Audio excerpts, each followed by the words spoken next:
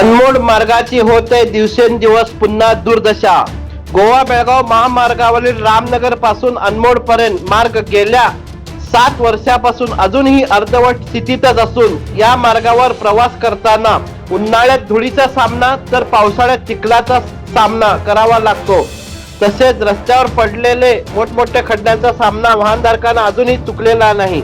तर सध्या पावसाला नुकतीच सुरुवात झाली असली तरी आता सदर मार्गाची दुर्दशा झाली आहे।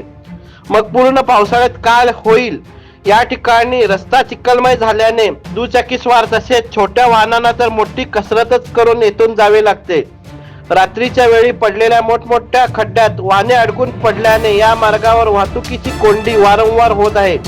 अनेक वेळा प्रवासी घेऊन जाणाऱ्या बसेस पंक्चर अथवा नादुरुस्त झाल्यास बसमधील प्रवासी वर्गाला तासनतास बसमधून खाली पावसात तात्काळ थांबावे लागत आहे। येथील अर्धवट स्थितीत असलेल्या हत्ती ब्रिजवर अनेक वेळा पाणी साठू नये या दृष्टिकोनातून पाईपलाईन घालण्याची विनंती करूनही या ठिकाणी पाईप न घालण्यात आल्याने या ठिकाणी धबक्याचे स्वरूप आता दिसून येत आहे। त्यामुळे हा मार्ग सर्व वाहनांना पूर्ण बंद होण्यापूर्वीच एनएस विभागाने याकडे लक्ष देऊन यावर तोडगा काढण्याची विनंती प्रवासी वर्गाकडून करण्यात आली आहे। हा जो गोवा बेळगाव महामार्गावरील जो हत्ती ब्रिज, जो अर्धवट हत्ती ब्रिज आहे, या ठिकाणी पाणी साठलेलं दिसते। इकडे पाणी साठलेलं आहे आणि प्रत्येक वेळा सांगितलं इकडे पाईप घालायला पाहिजे, कारण इकडे पाणी साठणार, त्यामुळे पावसाळ्यात मोठा प्रॉब्लेम होणार। प्रत्येक वेळा सांगून इकडे कोणत्याही प्रकारचे पाईप घालण्यात आले। आज या ठिकाणी साधारण 2 फुटाचे खड्डे पडलेले आहेत आणि त्यामुळे इकडे वाहने सुद्धा अडकून पडत आहेत, काही बसेस पंक्चर होत आहेत। त्यामुळे वाहनधारकांना एवढा त्रास व्हायला, त्याबरोबर प्रवाशांना बी एवढा त्रास व्हायला लागला। एवढं सांगून याकडे दुर्लक्ष केलं, फक्त मेंटेनन्स करतो म्हणतात। मेंटेनन्सच्या नावाखाली फक्त जनतेला फसवत आहेत।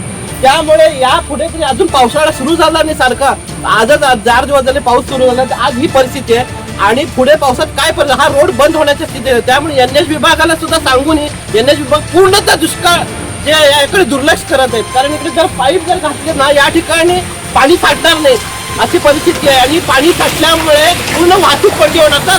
तर रात्रीच्या वेळी तर पूर्णतः वाहतूक कोंडी होते, या ठिकाणी वाहन एखादे अडकून पडे वाहतूक कोंडी होते।